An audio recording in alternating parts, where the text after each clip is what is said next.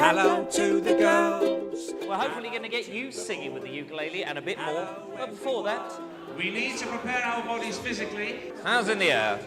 Lovely. And let me see your wiggly fingers. Let's see your wiggly fingers. Oh, they're very good. We want you to place your thumb behind there and remember your fingers like a claw on this bit, on this side here. We want Peter Pointer To go on the sticker 3 strings from your nose. Okay. Hello to the girls, hello to the boys, hello everyone, it's time to make some noise. It's time to have a go at something anyone can do. We can play the ukulele, you can do it too. You can play it in the park, play it in the bath, play it very seriously, play it for a laugh.